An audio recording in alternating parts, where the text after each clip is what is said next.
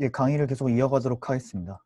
저희가 아까 이런 얼굴을 하나 만들었습니다. 물론 이제 제가 아무거나 만들어도 된다고 했기 때문에 여러분은 다 각자 또 다른 거를 지금 생성을 했을 수 있는데요.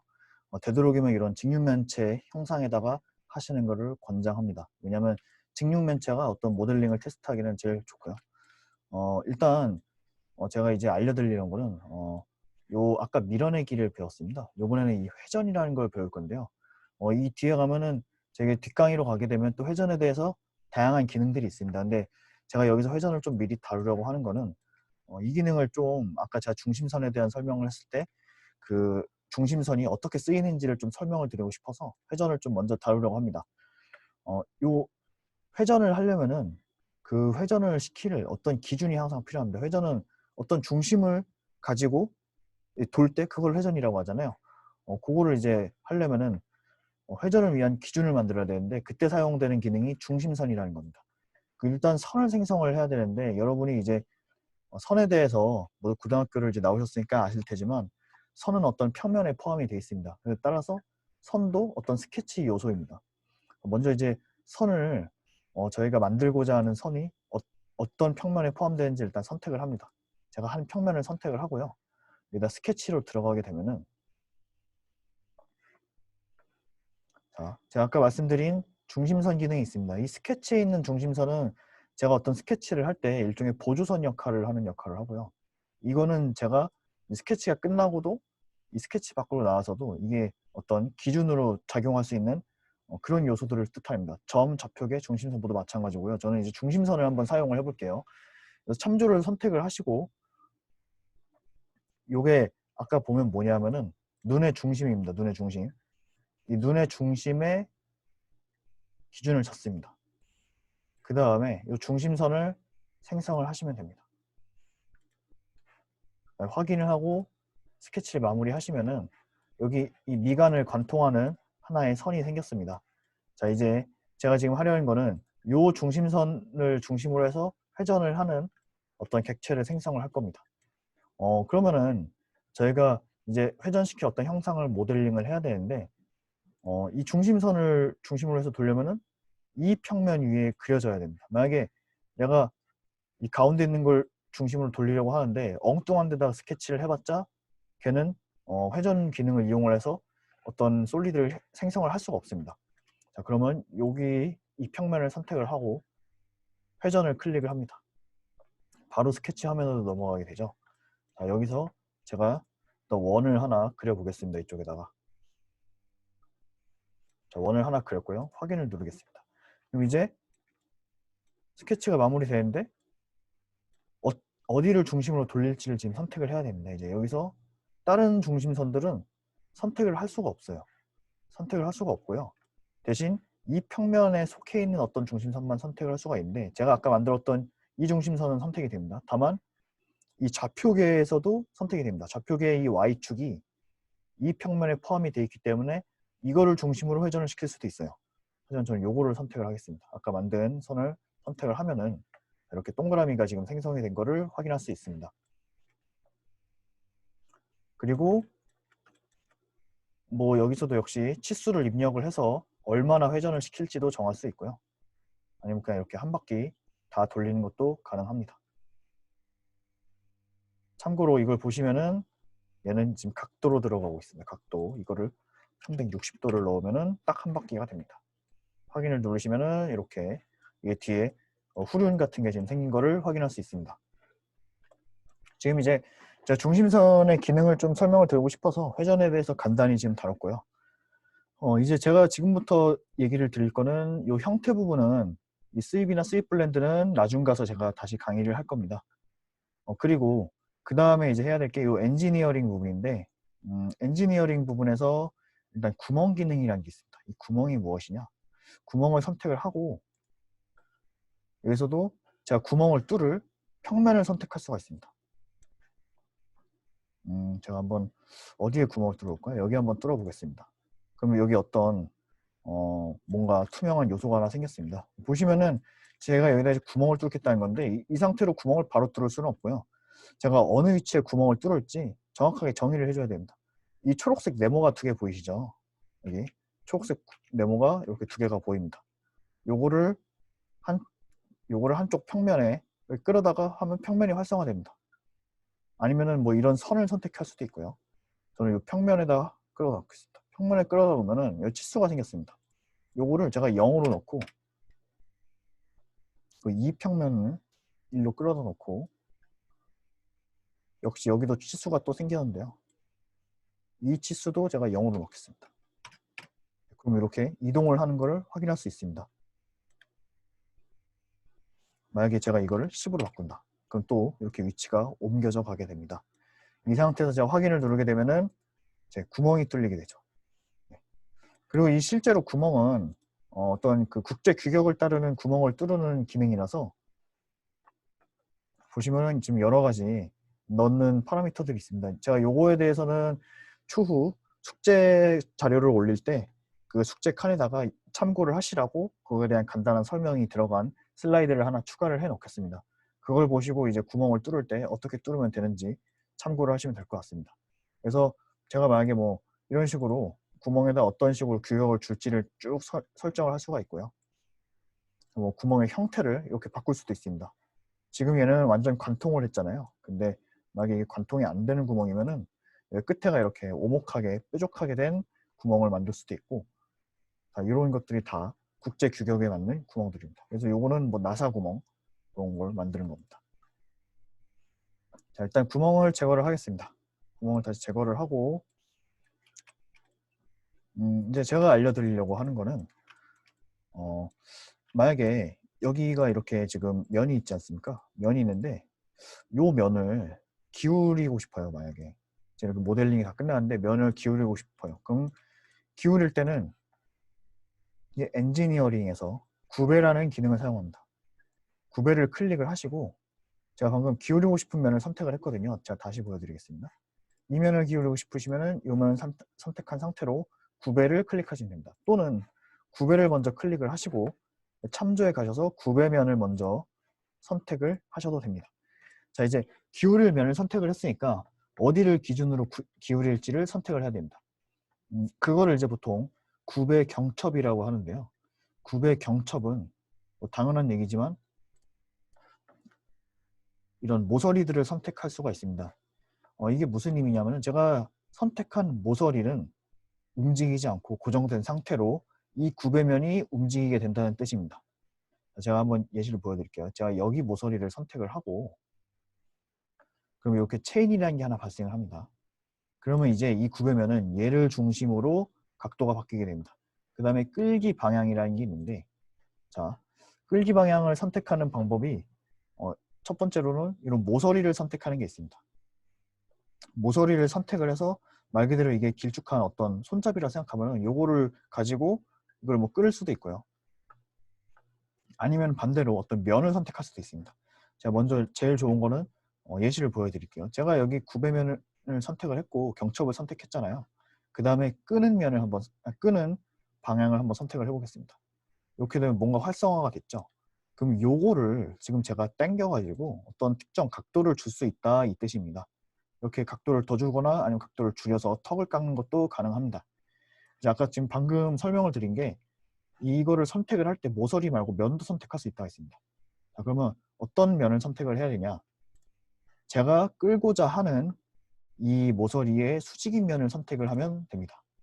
그럼 똑같이 이거를 끌 수 있게 됩니다. 그러니까 무슨 의미인지 아실 것 같죠? 자, 이 상태로 턱을 살짝 깎아 보겠습니다. 예. 이렇게 되면은 이제 구배에 대한 좀 기초적인 설명을 끝내도록 하고요. 구배는 사실상 근데 여러분이 여기 많이 사용을 하지 않습니다. 왜냐하면 이렇게 어떤 제가 땡길 면이나 중심이 될 경첩을 이렇게 단순한 형상에서는 고르는 게 쉬운데 나중에 여러분이 좀 복잡한 모델을 만들었을 때는 그렇게 쉽지가 않습니다. 자, 이제 그 다음으로 제가 설명을 드릴 기능은 쉘이라는 기능입니다. 쉘은 여기 엔지니어링에서 이쪽에 있습니다. 제가 이 컨트롤로 이렇게 마우스 하는 기능을 방금 배웠어요. 그래서 이거를 클릭을 하고 쉘은 뭐냐면은 영어를 잘 하시는 분은 알겠지만 쉘은 어떤 껍데기라는 뜻입니다. 껍데기. 그러면 제가 쉘을 클릭을 하고 이거를 껍데기로 만들 부분을 선택을 해볼게요. 이게 무슨 의미냐면은 제가 선택한 면에 대해서 그 부분을 다 파낸다는 얘기입니다. 껍질만 남겨놓고 딱 클릭을 하면은 지금 이렇게 지금 머릿속에 지금 비인 거를 확인할 수가 있습니다. 그리고 보시면은 여기도 역시 이 길이를 thick라고 써 있죠. 이 길이 아니, 두께를 설정을 할 수가 있습니다.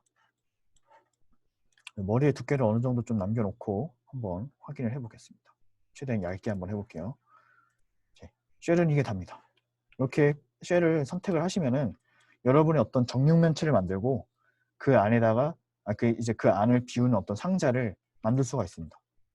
이게 사실 단순한 형상에서는 쉘을 굳이 사용을 안 해도 속이 빈 상자 같은 거 만들 수가 있는데, 얘 같은 경우는 이제 안에 여러 가지 요소들이 있잖아요. 원도 있고 뭐 이런 것도 있는데, 이걸 단순히 밀어내기에서 그 재료 제거 기능만으로는 이렇게 빈 공간을 만드는 게 쉽지 않습니다. 그때 이렇게 쉘을 사용을 하시면은 이제 어떤 이런 껍질 같은 형상의 속이 빈 모델을 만들 수가 있습니다.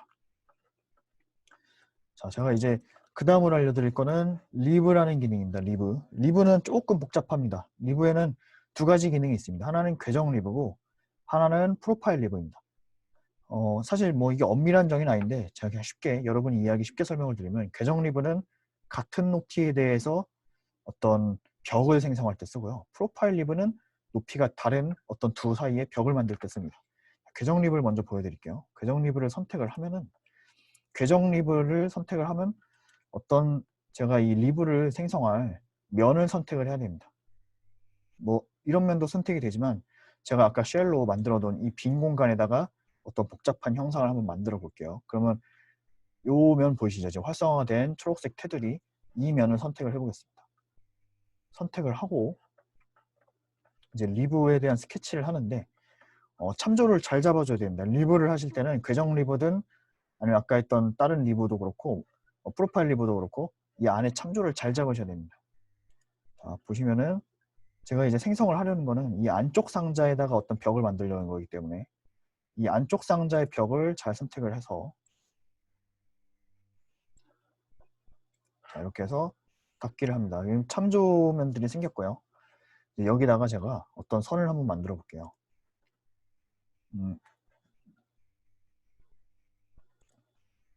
뭐 이렇게도 한번 해보고요. 이렇게도 하고 이렇게 막 복잡한 선을 한번 만들어 봅니다.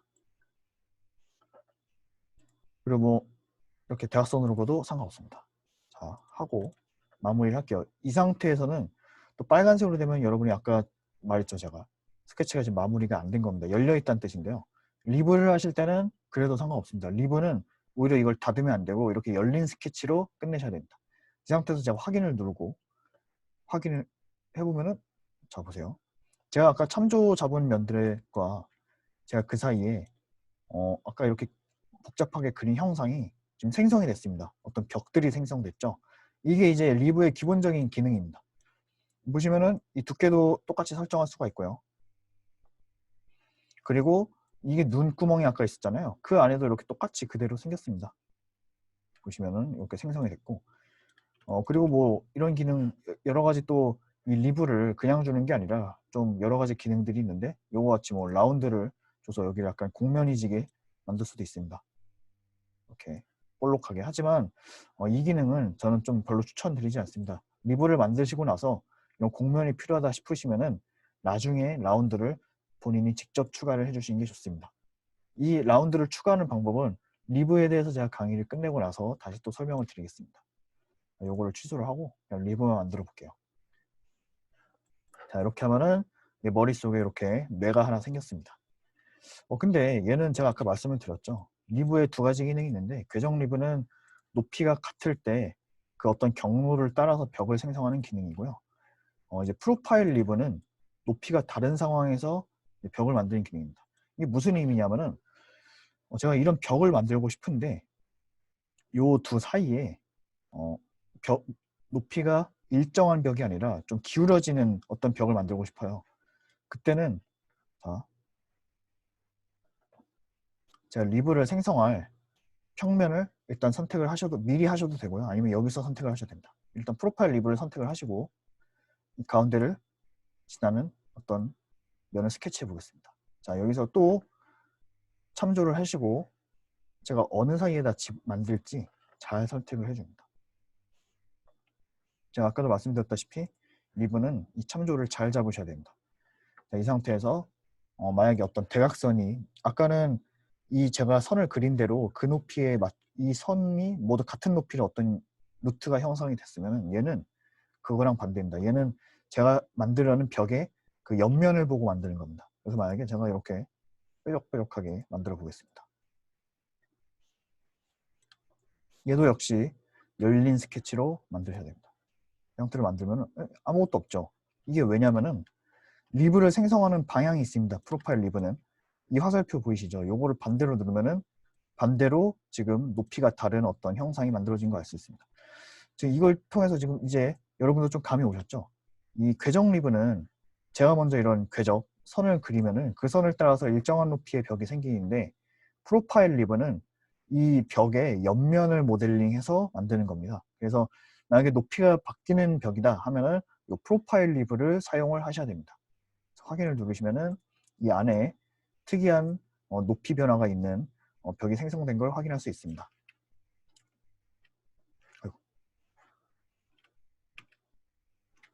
자, 지금 이런 이상한 사람의 얼굴 같은 게 지금 만들어졌습니다.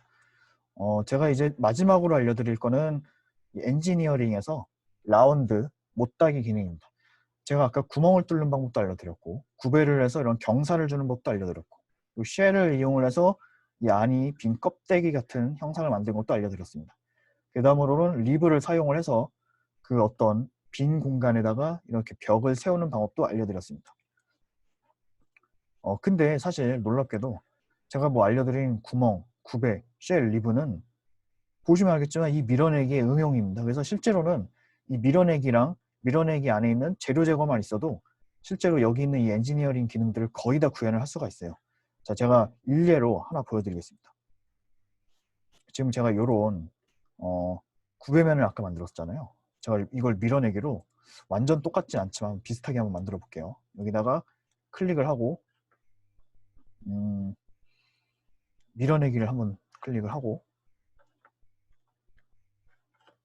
참조를 또 클릭을 해보겠습니다. 참조를 해서 이 면을 잡고 삼각형을 한번 그려볼게요. 아이고, 여기를 잡고 어떤 삼각형을 대충 만들었습니다. 그 다음에 확인을 누르면은 여기 밀어내는 게 생겼죠. 근데 이걸 재료 제거를 제가 해볼게요. 재료 제거를 하면은 똑같이 이 구배랑 거의 똑같은 기능으로 이런 경사를 줄 수가 있습니다. 제가 아까 쉘 기능을 사용을 했기 때문에 이 안에가 이렇게 비어 있는데 결국 쉘 기능 같은 경우는 모델링이 끝나고 거의 마지막에 하기 때문에 만약에 여기가 안에가 꽉 차 있었다면 여기랑 똑같이 이렇게 파인 어떤 안쪽 모양이 생겼을 겁니다. 제가 다시 말씀을 드리고 싶은 거는 엔지니어링 기능에서 뭐 구멍이나 구배, 쉘, 리브는 사실상 여러분이 밀어내기랑 밀어내기에서도 재료 제거 기능을 사용을 하면은 모두 다 구현이 가능합니다. 그리고 실제로 어떤 치수를 엄밀하게 넣기에도 이 밀어내기가 훨씬 낫습니다.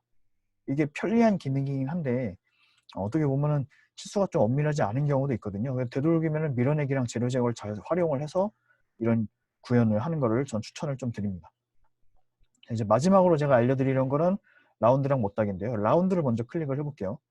라운드는 실제로 여러분도 공산품을 보시면 알겠지만 여기 모서리가 뾰족한 애들은 거의 없어요. 다 라운드가 둥글둥글합니다. 요거는 이제 그 기능이고요. 그래서 제가 요 라운드를 선택을 하면은 저절로 지금 뭔가 이렇게 공면이 생긴 거를 알 수 있습니다. 이거 두께도 당연히 조절이 되고요. 이렇게 깊게도 됩니다. 완전히 파서 없애는 것도 되고 이 정도로 하게 됩니다. 이것도 사실 밀어내기로 구현을 할 수가 있어요. 하지만 라운드 같은 경우는 밀어내기를 쓰는 것보다는 실제로 이 라운드 기능을 사용하는 게 훨씬 더 편리합니다. 또 그리고 그게 있을 수 있죠. 만약에 여러 면을 동시에 라운드를 주고 싶을 수 있어요. 그때 라운드를 어떻게 주냐? 라운드를 클릭을 하시고 제가 주고자 하는 모서리를 Shift를 누른 상태로 컨트롤이 아닙니다. Shift를 누른 상태로 하나 누르고 또 Shift를 누른 상태로 또 하나 누르고 뭐 이런 식으로 여러 모서리들을 쭉 선택을 할 수가 있습니다. 라운드를 여러 곳에 한 번에 줄 수가 있어요. 자, 지금 보이시죠? 그 일괄로 역시 이렇게 사이즈도 변경이 가능합니다. 자, 마무리하겠습니다. 그러면 이렇게 약간 부드러운 모서리를 가진 라운드를 만들어낼 수 있습니다. 못따기는 뭐냐면은 라운드는 둥글게 만드는 거면 못따기는 그 모를 뾰족하게 깎아내는 겁니다. 못따기는 말 그대로 깎아내는 거라고 생각하시면 돼요. 제가 못따기를 할 모서리를 선택을 해볼게요. 자, 보시면은 바로 이렇게 각지게 확대를 해볼게요. 각지게 어떤 말 그대로 이 모가 딱 따서 없어진 거를 확인할 수 있습니다. 라운드는 둥글게 처리가 됐다면은 못따기는 진짜 그 부분을 딱 이렇게 제거를 하는 기능입니다. 못따기랑 라운드는 엔지니어링에서는 제일 많이 쓰이는 기능일 겁니다. 여기 엔지니어링 파트에서 사실 여러분이 구멍이나 구벨시엘 리브를 그렇게 막 활용을 하는 경우는 저는 거의 못 봤어요. 대부분 그냥 밀어내기랑 재료 제거를 씁니다. 근데 라운드랑 못따기는 한 번에 여러 곳을 선택을 해서 할 수 있고, 여기 봤듯이 또 그리고 어떤 규격을 좀 주기가 좋기 때문에 실제로 여러분이 굉장히 많이 사용을 하고 있습니다. 네, 이것으로 제가 지금 두 번째 동영상을 마치고 다음에는 이제 숙제가 어떤 게 나가는지 소개하는 영상을 이어서 가도록 하겠습니다.